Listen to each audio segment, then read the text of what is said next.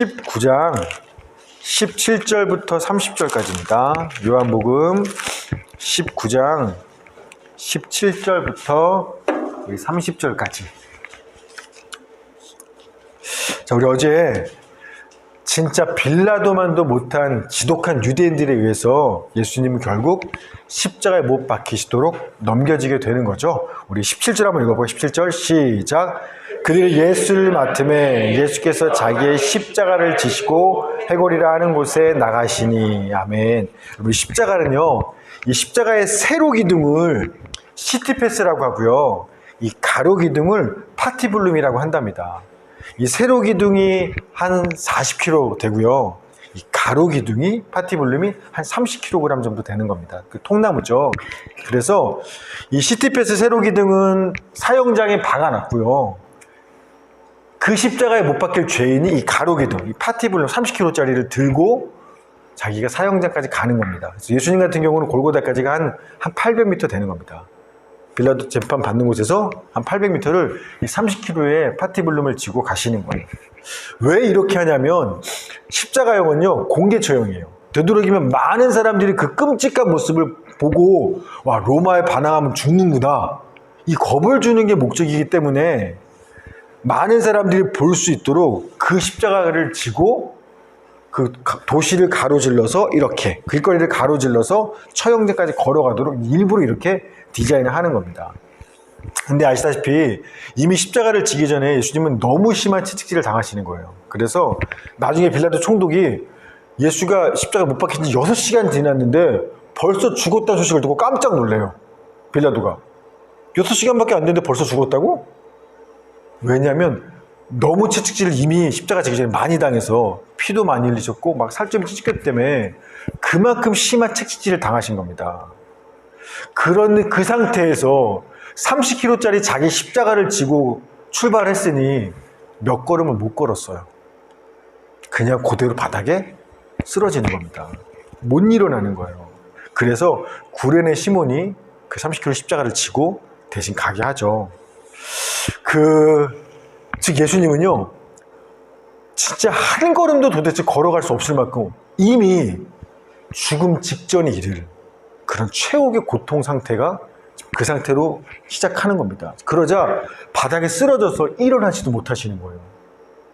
온몸이 피투성이 흘려가 돼서 그걸 보는 여인들이요, 주님을 따르는 그 여인들이 그 모습을 보고 막 가슴을 치며 통곡하며 울어요. 어떻게. 그런데 예수님은 지금 숨이 턱끝까지 차오르는, 걸음도 걸을 수 없는 죽음 직전의 상황에서, 쓰러져 못 일어난 상황에서도요, 자기를 돌아보는 게 아니라 고개를 돌려서 자기 때문에 울고 있는 그 여자들을 바라보는 거예요. 마치 신문당하시다가 나는 억울하게 신문당해 죽기 직전인데 고개 돌려서 베드로를 바라보신 것처럼 지금도 똑같아요. 그 쓰러진 상태에서 고개를 돌려서 그 자기 때문에 울고 있는 여자들을 바라보시면서 말씀하시는 거예요. 누가복음 23장 28절, 예수께서 돌이켜 그들을 향하여 이르시되 예루살렘의 딸들아, 나를 위하여 울지 말고 너희와 너희 자녀들을 위하여 울라. 여러분, 죄의 본질은요, 이기성이에요. 세상 그 무엇보다도 내가 제일 소중해, 내가 제일 중요해. 이게 사실 죄인의 본성이거든요.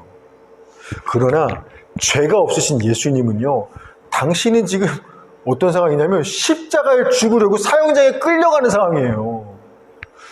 너무 심한 채찍질을 당해서 한 걸음도 디딜 수 없어서 그냥 진짜 고통스러운 그 상황에, 난 지금 그 상황에 있음에도 불구하고요, 예수님의 마음, 그분의 시선, 그분의 열심과 걱정과 사랑은요, 오직 사랑하는 내 자녀들을 향해 있다라는 거예요. 여기서도 또 동일한 모습이에요.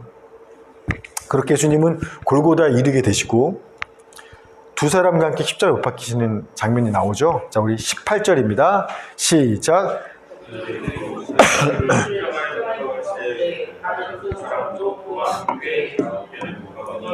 예수는 가운데 있더라. 아멘. 그리고 십자가의 죄수는요, 자기 이름하고 죄목을 패에 적은 그 패를 목에 걸고서 이제 십자가 지고 가는 게 관례예요. 그러면 십자가 처형장에 도착하면 그 패를 그 사람 십자가 위에 이렇게 이제 박는 거죠. 이렇게 이제 관례인데, 예수님의 패를요, 빌라도가 썼습니다. 자, 19절 20절이요. 시작. 빌라도가 패를 써서 십자가 위에 붙이니 나사렛 예수 유대인의 왕이라 기록되었더라. 예수께서 못 박히신 곳이 성에서 가까운 고로 많은 유대인들이 이 패를 읽는데 히브리와 로마와 헬라말로 기록되었더라. 아멘. 나사렛 예수 유대인의 왕이란 팻막을 쥐고 걸어가셨고 그게 십자가 위에 걸리는 겁니다. 자, 그러자 대제사장들이 또 빌라도한테 와서 따지는 거예요. 자, 21절 시작. 유대인의 대제사장들이 빌라도에게 이르되 유대인의 왕이라 쓰지 말고 자칭 유대인의 왕이라 쓰라 하니 빌라도가 이 말 듣고 단칼에 거절합니다. 22절. 빌라도가 대답하되 내가 쓸 것을 썼다 하니라. 아멘. 그리고 지금 빌라도가 화가 있는 상태죠. 왜냐하면 자기는 어떻게든 예수 풀어주려고 하는데 감히 대제사장 얘네들이 와서 나를 협박하면서까지 죽이라고 십자가 못 박으라고 그래서 어쩔 수 없이 예수를 십자가 못 박게 처하는 겁니다. 그러니까 지금 빌라도가 기분이 안 좋아요. 근데 그래서 자칭 쓰라니까요. 됐어. 그만해. 나 할 거 했어. 가. 이렇게 하는 겁니다.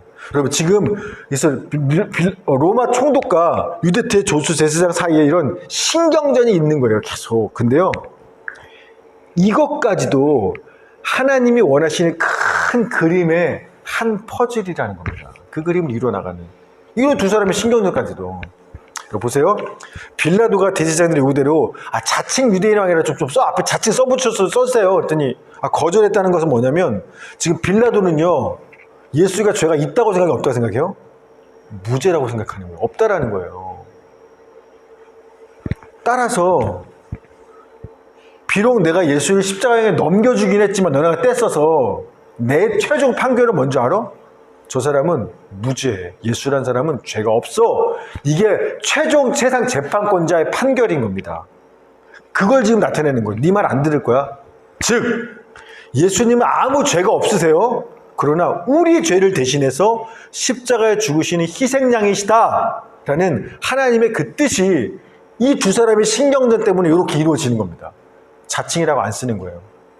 두 번째, 그래서 빌라도가 이 팻말을 쓰는데 제목을 히브리말, 로마말, 헬라말 세 가지 언어로 다 써붙였다는 겁니다. 예수, 유대인의 왕이라고. 여러분 히브리말은 아람말이에요. 당시 유대인들이 쓰는 언어고요. 로마말은 라틴어예요. 로마인들이 정치인들이 쓰는 말입니다. 헬라말은 그리스말로서 요즘으로 말하면 영어예요. 그 당시 이제 유럽이나 고대 근동에 쓰이던 많은 민족이 쓰던 말이 헬라말입니다. 오늘 영어처럼. 따라서 아람어, 로마, 헬라어 세 가지 언어로 예수가 유대인의 왕이라고 팻말을 쓴 것은요. 유대인들만 알아보는 게 아니라 그 당시에 세상에 살아가는 거의 대부분의 사람들이 다 보고서 저가 십자가에 못 박히신 건 유대인의 왕으로 죽은 거구나 라는 걸 다 알아먹을 수 있도록 했다라는 겁니다. 즉 십자가에 달린 예수가 온 세상을 구원하시는 구주시요 온 세상의 왕이시라는 것을 온 세상에 공표하는 사건이 이로 인해서 이루어지는 거예요. 이런 하나님의 뜻이 이렇게 빌라도를 통해서 이루어지는 겁니다. 여러분 그래서 우연이 없는 거, 우연이 없는 삶, 모든 것이 하나님의 섭리와 역사를 주관하시는 그분의 손 안에서 이루어진다라는 것을 믿는 우리들은요, 세상에 무슨 일을 만나도 걱정하거나 두려워할 게 별로 없는 거예요. 어떤 상황에서도 기뻐할 수 있는 겁니다. 왜냐하면 우리가 일상에서 재수 없는 우연처럼 당하게 되는 이런 불의하고 억울한 일조차도요, 사실은 나를 향하신 하나님의 선한 그 큰 뜻을 이룬 일에 반드시 필요한 일이기 때문에 그렇습니다. 그래서 로마서 8장 28절 우리가 알거니와 하나님을 사랑하는 자 곧 그의 뜻대로 부르심을 입은 자들에게는 모든 것이 합력하여 선을 이루느니라. 아멘. 그래서 우리가 이 말씀에 아멘 하는 거예요. 실제로 우리 인생을 돌아봐도 그렇고. 여러분 십자가에 죄수를 못 박았죠. 예수님 죽으시는데요. 십자가에 죄수를 못 박을 때 최대한 죄인의 수치감을 느끼도록 하기 위해서 빨가벗겨서 못을 매다는 겁니다. 그래서 지금 예수님은 못 박히셨고요. 그 예수님의 옷이 그를 못 박은 로마 군사들의 손에 있어요. 이게 어떻게 되나 봅시다. 자, 19장 23절, 24절 앞에까지만 봅시다. 시작. 군인들이 예수를 십자가에 못 박고 그의 옷을 취하여 네 기체에 나눠 각각 한 기씩 얻고 속옷도 취하니 이 속옷은 호지 아니하고 위에서부터 통으로 짠 것이라.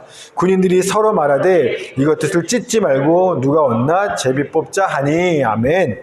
당시 겉옷이라는 건요, 우리는 겉옷이 많지만 겉옷은요 한 사람이 하나 정도밖에 없어요. 진짜 고가품 재산이에요. 자동차 한 대 있는 거 이런 개념인 겁니다. 그래서 비싼 거라서 담보물이 될 때 이 겉옷 맡기고 담보할 만큼, 우리 자동차 맡기고 담보하죠. 집 담보하듯이 그 당시 옷 맡기고 담보해요. 겉옷 그만큼 고가예요. 자, 그러다 보니까 이 겉옷을요 로마 군사 4명이서 야야 나눠 갖자. 비싼 거니까 지분을 나눠 갖는 겁니다. 그런데 속옷, 이게 우리가 입는 빤스, 메리아스 속옷을 얘기하는 게 아니라 겉옷 안에 입는 옷을 얘기하는 거예요. 흰 통으로 된 옷. 속에 입는 옷이라서 속옷이라 쓴 건데, 자, 이거는 제비 뽑자. 한 사람이 갖자. 찢지 말고 한 사람이 가서 입자. 이렇게 군인들끼리 하는 겁니다. 그리고 이게 중요한 사건 같아요. 로마 군인들이 예수님이 겉옷을 찢어갖고 속옷은 제비 뽑아서 갖고, 이게 별로 중요한 사건도 아니고 그냥 로마 군인들이 하는 시시찮은 이야기잖아요. 근데 그거 아십니까? 마태, 마가, 누가요 사복음서가 각자 예수님의 십자가 사건에 대한 기록을 나름대로 하고 있는데 살짝 차이들이 있어요. 그런데요, 신기한 거, 네 복음서 모두가 공통적으로 기록하고 있는 유일한 성경 내용이 로마 군인들이 옷 나눠 가졌던 이 이야기, 이거라는 거예요. 마태, 마가, 누가 4명 다 이게 중요하다고 다 기록해놨다는 겁니다. 아니, 걔네들끼리 이것이 옷 가져다는 이게 성경, 모든 성경에 기록될 만큼 그렇게 중요한 이야기예요? 이게 왜 그렇게 중요할까요? 그 이유가 24절 후반부에 있어요. 자, 24절, 이는부터 읽어봅시다. 시작. 이는 성경에 그들이 내 옷을 나누고 내 옷을 제비 뽑나이다 한 것을 응하게 하려 함이로라. 군인들은 이런 일을 하고. 아멘. 이게 왜 중요하면 하나님이 성경에, 그러니까 구약 성경에 예언하신 그 말씀이 진짜 그렇게 됐네? 이루어진 것을 확증하는 사건이기 때문에 로마 군인들이 옷 나눠 가진 사건이 중요하다라는 겁니다. 이게요, 구약 성경 시편 22편 17, 18절 말씀이에요. 내가 내 모든 뼈를 셀 수 있나이다. 그들이 나를 주목하여 보고 내 겉옷을 나누며 속옷을 제비 뽑나이다. 아까 얘기했죠. 우리 삶에 우연이란 건 없다고. 하나님과 아무 상관없는 빌라도가요, 열받아서 한 그 행동 하나도, 로마 군사들이 재미로 한번 할까? 재미로 하는 놀이 하나도요, 모두 다 역사를 주관하시는 하나님의 섭리 안에서 이루어지는 것이지 재수 없는 우연은 아닌 거예요. 여러분, 그래서 하나님의 자녀인 우리들은요, 세상에 무슨 일을 만나도 걱정, 큰일 났네, 걱정하고 염려하거나 어떻게 이럴 수 있어, 실망하거나 절망할 게 없다라는 거예요. 우연이 아니니까, 하나님의 뜻이니까. 아멘. 또 하나, 여러분, 2000년 전 십자가에 죽은 예수가, 여러분 예수 보신 적 있어요? 십자가에 못 박히시고 경험했나요? 우린 본 적도 없잖아요. 근데 어떻게 2000년 전에 십자가에 죽은 그 죄인 예수가 하나님의 아들이시오, 우리를 구원할 메시아다라는 걸 어떻게 우리가 믿을 수 있어요? 이 성경 때문에 그래요. 성경에서 하나님이 예언하신 그 말씀이 정말 사소하고 작은 것 하나까지, 군사들이 이렇게 제비 뽑을 거야, 이런 거 하나까지 다 메시아에 대한 예언이 되어 있기 때문에 그거 보고, 성경 보고, 이분이 메시아구나라는 걸 우리는 확신하게 믿을 수 있다는 겁니다. 노스트라다무스 아시죠? 노스트라다무스 1500년대에 프랑스의 위대한 예언가죠. 세계적인.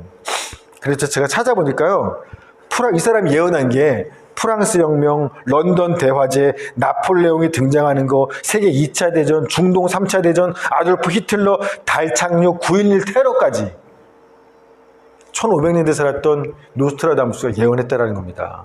이 노스트라다무스가 3년간 하루도 쉬지 않고 예언록이라는 걸 썼는데요.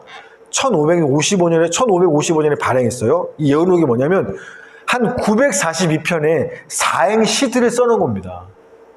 이걸 보고 이 사람이 위대한 예언가가 되는 건데, 이 시를 해석하는 학자들이 결론적으로 하는 말이 있어요. 노스트라다무스 연구하다 보면 이 시는 코에 걸면 코걸이, 귀에 걸면 귀걸이, 꿈보다 해몽이다. 이게 노스트라다무스의 예언을 연구하는 학자들의 결론인 겁니다. 그러니까 억지로, 이게 시잖아요, 사행시? 그러다 보니까 막 숫자 놀이하고 막 끼워 맞춰서 이거 나폴레옹이야, 이거 히틀러야, 이게 9.11 테러네, 이렇게 되는 거예요.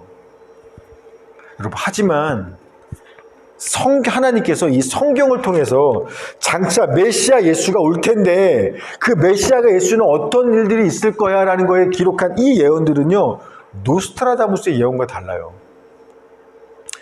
메시아가 오게 되면 그 원수들이 그 옷 갖고 어떤 놀이를 할 것인지까지, 이런 것까지 사소하고 구체적인 것까지 정확하게 예언해 놨기 때문에 그렇다는 겁니다. 근데 그게 그대로 성취된 거예요. 따라서 여러분, 노스트라다무스의 예언을 보면서 와, 위대한 예언자네, 이걸 믿는 사람은 진짜 바보 같은 사람이에요.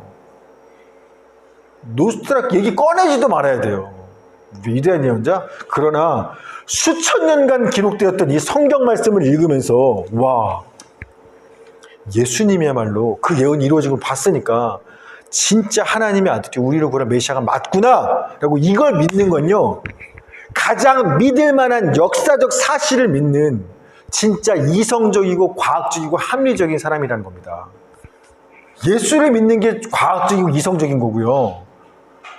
요즘 같은 시대에 누가 종교를 갖고 예수를 믿어, 이렇게 말하는 사람이 진짜 비이성적이고 역사도 모르는 바보 같은 사람이에요. 왜냐하면 그 예언과 성취가 그대로 기록되어 있는 말씀이기 때문에 그렇습니다. 자, 이렇게 십자가에 달린 예수님은요, 곁에 있는 사랑하는 자기 제자에게 자기 이제 어머니를 맡기는 거예요. 자, 19장 25, 26절, 27절까지입니다. 시작. 예수의 십자가 곁에는 그 어머니와 이모와 글로바의 아내 마리아와 막달라 마리아가 섰는지라. 예수께서 자기의 어머니와 사랑하시는 제자가 곁에 서 있는 것을 보시고 자기 어머니께 말씀하시되 여자여 보소서 아들이시니이다 하시고 또 그 제자에게 이르시되 보라 내 어머니라 하신데 그때부터 그 제자가 자기 집에 모시니라. 아멘. 여러분, 사랑하는 제자는 요한이죠. 요한의 엄마 살로메랑 예수의 엄마 마리아는 누구지간이라? 자매지간이에요. 자, 그러다 보니까 요한은 이모를 맡게 된 겁니다. 역시나 똑같아요. 예수님은요, 인간이 경험할 수 있는 최고의 고통스러운 상황에 당하고 있는 그 위에서도요, 자기 생각하고 있는 게 아니라 내가 사랑하는 사람들을 향해서 나의 고개를 돌리고 그들이 어떻게 돌보고 지키시고, 여기에 주님의 온 마음은 십자가 위에서도 거기를 향해 있다는 겁니다. 그 사랑이 멈추지 않는다는 거예요. 자, 우리 28절부터 30절까지 한번 읽어봅시다. 마지막 시작. 그 후에 예수께서 모든 일이 이미 이루어진 줄 아시고 성경을 응하게 하려 하사 이르시되 내가 목마르다 하시니 거기 신 포도주가 가득히 담긴 그릇이 있는지라. 사람들이 신 포도주를 적신 해면을 우슬초에 메어 예수의 입에 대니 예수께서 신 포도주를 받으신 후에 이르시되 다 이루었다 하시고 머리를 숙이니 영원히 떠나가시니라. 아멘. 여러분 잘 보세요. 예수님은요, 두 명의 강도가 자기와 함께 십자가에 못 박히시는 걸 보셨어요. 십자가 위에서 내 옷을 찢고 나눠가는 군사들을 보셨어요. 나를 모욕하고 조롱하며 야 내려와봐, 네가 힘이 하나님의 아들이라면 부르짖는 무리들을 보셨어요. 그렇게 하나, 둘, 뭔가 주님께서 보고 확인하고 체크하시는 겁니다. 그리고 나서 뭐라고 하시냐면 모든 일이 이미, 지금이라는 뜻이에요. 모든 일이 자 이제 지금 이루어진 줄 아셨어요. 그리고서 다 이루었다 말씀하신 후에 돌아가시는 겁니다. 그리고 보세요. 모든 일이 이제 다 이루어졌어. 다 이루었어. 이게 무슨 말이에요? 전부 다. 이게 무슨 뜻이냐면 예수님은 그냥 상황이 흘러가는 대로, 되는 대로 그냥 끌려가고 계시는 게 아니라 모 상황들마다 뭔가를 다 보고 확인하시면서 뭔가 내가 이루어야 될 만한 일들이 있다는 것들을 계속 자, 하나 됐고, 둘 됐고, 뭔가 확인하면서 십자가 위에까지 지금 이르셨다라는 거예요. 이해되시죠? 그러니까 다 이루었다, 모든 일들이 이루어졌다, 이렇게 하시는 거죠. 여러분, 도대체 예수님께서 막 확인하면서 하신 그 일들이 뭐예요? 내가 할 일들이? 하나님께서 나를 이 땅에 보내시면서 내게 맡기신 일들이 있어요. 그걸 하나, 둘, 지금 내가 자기가 하고 있는지 체크하면서 지금 가시고 있는 겁니다. 좀 더 정확히 말하면 그 하나님 내게 맡긴 일이라는 게 뭐냐면, 장차 메시아가 이 땅에 오면 어떤 일들이 있을 거라고 성경에 예언된 그 말씀들을 다 기억하시면서, 아, 요 말씀 체크. 이루었어. 요 말씀 체크. 그게 하나님이 내게 맡긴 일이에요. 그 말씀을 이루어 가면서 십자가 위에서 계속 그걸 의식하고 있다는 겁니다. 그래서 예수님께서 이제 모든 일이 이루어진 줄 아시고 그 성경을 응하게 하려 하사 내가 목마르다라고 말씀하셨다는 거예요. 이건요, 시편 22편 말씀을 이루기 위해서 예수님이 하시는 거예요. 이 말, 딱 그 순간에 이 말씀 기억하시는 겁니다. 20편 15절.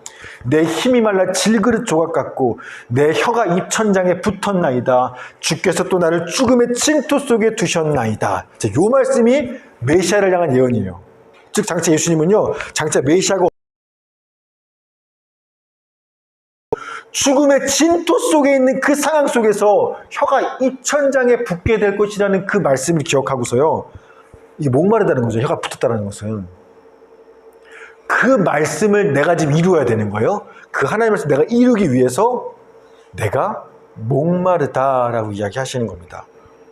그리고 예수께서 이 말씀을 이루려고 내가 목마르다 하심으로 인해서 또 시편 69편의 하나님 말씀이 성경대로 이루어져요. 69편 21절. 그들이 쓸개를 나의 음식물로 주며 목마를 때에는 식초, 초를 마시게 하였나이다. 이 말씀이 이로 말미암아 이루어질, 구약의 모든 메시아에 대한 말씀들이 하나 둘 다 이루어 가시는 게 지금 예수님이 의식하고 있는 겁니다. 여러분, 예수님께서 나 혼자 못 박히는 게 아니라 옆에 강도들이 같이 못 박혔네? 그걸 보시면서 뭐 하신 줄 알아요? 아, 이사야서 50장 하나로 헤아림을 받았음이니라. 아, 요 말씀이 지금 내가 이루었지? 하나. 두 번째, 전에 그래요. 이사야 53장 7절. 열지 아니하였으며 마치 그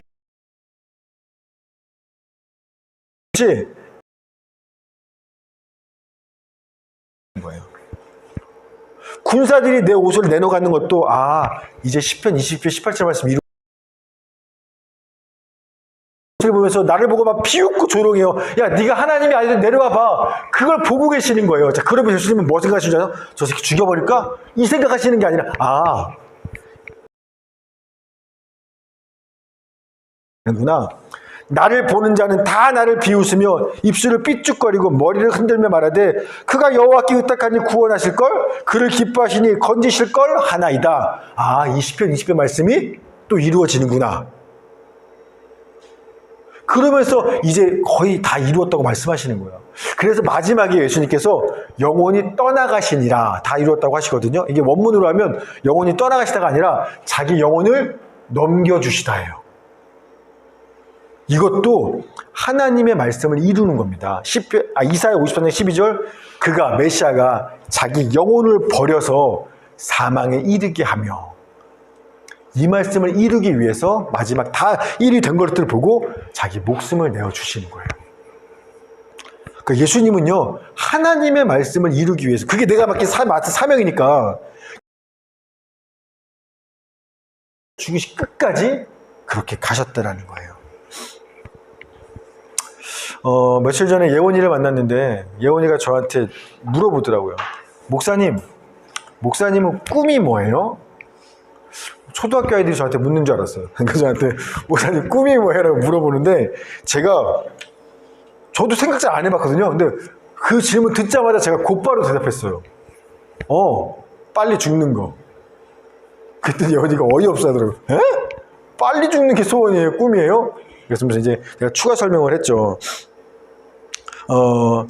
주께서 나한테 맡긴 일이 있을 텐데, 이 땅에서의 그 일들 빨리 나도 다 해서 그 일 다 이루어서 다 이루었다 하고 빨리 죽어서 내 아버지 품에 안기는 거, 그게 내 소원이야. 그게 내 꿈이야 라고 이야기한 겁니다. 생각해보니까요, 제가 어렸을 때는요, 세상에서 이루고 싶은 꿈이 많았어요.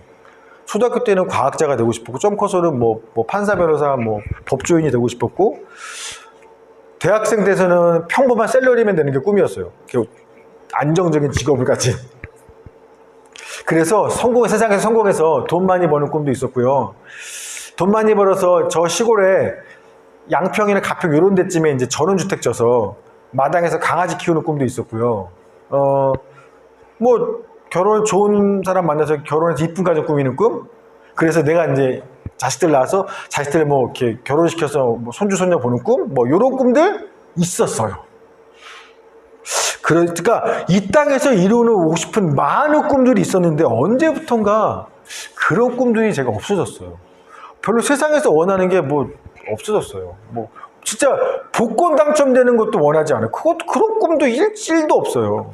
왜냐하면요, 더 이상 이 세상은 내가 영원히 살 집이 아니라 진짜 내가 아버지와 살 영원한 본향이 따로 있다는 걸, 그런 꿈들이 저한테 없어졌어요. 그냥 얼른 맡기신 사명 다 이루어서 죽어서 이 세상 떠나서 그 세상 가는 거, 언제부턴가 그게 아직 젊지만 뭐 지금 솔직하게 제 꿈입니다. 그래서 이 꿈을 이루기 위해서는요, 여러분, 세상은요 내가 죽고 싶다고 죽을 수 있는 게 아니에요. 그분이 나를 이 세상에 보내시면서 분명히 나한테 맡긴 사명들이 있거든요. 일들이 예수한테 보내면 맡긴 일들이 있는 것처럼 그 일들을 다 이루어내야, 그래야 다 이루어야 내 고향 아버지 집에 돌아갈 수 있다라는 거예요. 그럼 그 다음 질문이 중요하죠. 하나님께서 저뿐 아니라 예수 믿는 우리 면서 도대체 맡기신 일이 뭔데요? 우리가 세상 살면서 해야 될 일이 뭔데요? 그거 알아야 살죠. 그게 우리가 이 땅에 사는 이유와 목적인데, 예수님은 그거 생각하면서 죽을 때까지 사신 거예요. 여러분도 아시는 거예요. 주님께서 말씀하셨어. 마음과 목숨과 뜻과 힘을 다해 하나님을 사랑하라. 주께서 우리를 사랑하신 것 같이 너희도 서로 사랑하라. 자, 이게요, 주님이 자기 자녀들을 이 세상에 잠깐 보내시면서 네가 이 세상에 사는 동안 해야 될 일이 있어? 이거 하는 거야. 나중에 하나님 앞에 섰을 때 주님이 우리한테 확인하며 물어보시는 일은 이거밖에 없어요. 너 세상 사는 동안 내가 너희를 사랑한 것 같이 그렇게 서로 살아가며 살았어? 이것만 확인하세요. 전원주택 지었어? 로또 당첨됐어? 얼마큼 성공했어? 전혀 물어보지 않으세요. 여러분, 세상에서 사랑이라고 말하면 행복한 핑크빛 로맨스예요. 여러분, 근데요, 하나님이 성경에서 말씀하시는 사랑은요, 십자가의 고난이에요. 달라요, 개념이. 하나님이 세상을 이처럼 사랑하사 핑크빛 로맨스가 아니라 하나님이 세상을 이처럼 사랑하사 독생자를 주셨으니, 자기 아들을 십자가 못 박혀 죽이는 고통과 고난이 하나님은 내가 너를 사랑하는 거야? 이게 사랑이에요. 즉 반드시 이루고 맡긴 일이 뭐냐? 너 성공해야 돼. 교회 부흥시켜야 돼. 그거 아니에요. 너 누군가를 사랑하기 위해서 너 자신의 십자가에 못 박고 내어주는 그런 고난을 받아야 돼. 이게 그리스도의 고난에 동참하는 거고요. 우리가 이 땅에 살면서 해야만 할, 이루어야 될 사명이 이거예요. 누군가를 사랑하기 위해서 고난 받는 거, 십자가를 지는 거, 이거예요. 여러분, 세상에는요, 사랑할 만한 사람 있던가요? 만나보니까? 그렇지 않죠. 여러분, 이 사람이랑 결혼하면 행복할 것 같아. 사랑하고 행복기를 줄 것 같다고 핑크빛 로맨스를 꿈꾸고 사랑해서 결혼했죠. 핑크빛이던가요? 그렇지 않아요. 살다 보면요, 진짜 사랑할 수 없는, 용납할 수 없는 상대방 배우자의 모습이 보여요. 그러니까 네가 오라? 왜 그렇게 하는 거야? 죽자 살자 싸우는 거예요. 사랑한다면서. 자식, 사랑스럽죠. 내가 낳는데. 근데 키워보니까요, 핑크빛이던가요? 아니잖아요. 이런 원수가 없어요. 와, 말 치질하게 안 듣고 자식이 아니라 왼수예요. 여러분, 부부 간에도, 부모 자식 간에도 사랑한다는 건요, 고통. 심지어 친구들, 교회 성도들, 내 이웃을 내 몸과 같이, 여러분, 죄인들을 사랑한다는 건요, 핑크빛일 수 없어요. 정말 미칠 것만 같은 고난이고 고통이에요. 여러분, 이때 필요한 게 뭐예요? 십자가예요. 십자가는 남 못 박게 하는 내 십자가예요. 나를 못 박아 주의 십자가예요. 이때 필요한 게 예수 그리스도의 십자가예요. 와, 못 살아. 사람 죽어도 못하겠어. 이 사람 난 진짜 못하겠어요. 그때 뭐 하는 거예요? 진짜 빌라도 만도 못한 나를 사랑하셔서 나 살려보시겠다고 대신 십자가에 죽으신 예수님의 그 십자가 사랑을 그때 기억하면서 나도 내 십자가를 지고 나를 십자가 못 박는 거예요. 사랑 못할 와이프, 사랑 못할 남편, 사랑 못할 자식, 사랑 못할 이웃.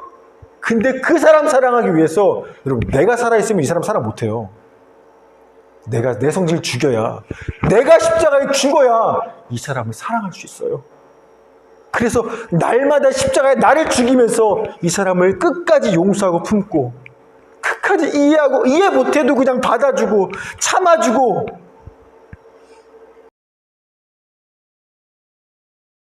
내가 너희를 사랑한 것 같이 너희도 그렇게 서로 사랑하라. 이게 예수님의 계명이고요. 우리가 이 땅에 사는 동안 반드시 이루어야만 할 우리의 사명인 겁니다. 여러분, 우리 지금 예수님의 십자가 고난을 기억하는 고난주간 한 주를 이제 다 보냈죠. 근데요, 그냥 그래 2000년 전에 예수님께서 날 위해 십자가에 죽으셨지, 옛날에 그랬지, 옛날 죽은 예수님의 십자가 사랑 고난 그것만 생각하면 여러분 고난주간 잘 못 보내시는 거예요. 그걸 왜 기억하고 우리가 왜 2000년 전 십자가를 왜 기억하는 줄 압니까? 오늘 주님이 사랑하라고 보내준 내 옆에 그 사람 사랑하려고, 그 사람 사랑하기 위해서 내가 십자가에 죽는 그 사랑을 이루어 보려고 우리는 2000년 전 그 십자가의 그 사랑을 한 주 내내 묵상한 겁니다. 오늘 금요일이고요. 주일날 부활하기 전까지 이 3일 남았죠. 3일 동안 고난주간을 가장 잘 보내시는 건 하나입니다. 사랑 못할 만한 그 사람을요, 나 죽었습니다 주님, 주님 가기 좋다, 나도 죽었습니다 고백하면서 어떻게든 살아가려고 몸부림치는 거, 이것만큼 고난, 됐어, 잘했어, 칭찬받을 거 없는 겁니다. 그 십자가 사랑의 고난을 짊어지고 남은 생 살아가시는 우리 모두가 되기를 주의 이름으로 축원합니다. 아멘. 하나님 감사합니다. 예수님께서 사랑할 자격도 가치도 없는 나 같은 인간을 사랑하시기 위해 보냈습니다. 기억만 하는 거 그게 무슨 의미가 있습니까? 이걸 기억하는 이유는 따라서, 그러므로 오늘 주의 십자가 사랑을 받은 나도 내 옆에 있는 누군가를 내가 너희를 사랑한 것 같이 그를 사랑하기 위해 내가 십자가에 나를 죽는 그 사랑, 그 고난을 감당하는 거, 이거 하라고 우리는 고난주간을 보내는 겁니다. 하나님, 주님이 우리를 이 땅에 맡긴 이 사명 잘 충성되게 이루는 저희 모두가 되게 하시고, 세상에서 부귀영화한 우리는 그런 성공 말고 모든 사람을 사랑할 수 있는 이 사랑의 사명을 끝까지 완성해서 나중에 주님 앞에 섰을 때 잘했어, 착하고 주님으로 칭찬받고 영원히 아버지의 품에 안기는 영광을 누릴 수 있는 우리 착한 영의 식구들 모두가 되게 하여 주시옵소서. 감사드리며 예수님의 이름으로 기도했습니다. 아멘. 자, 우리 주기도문함으로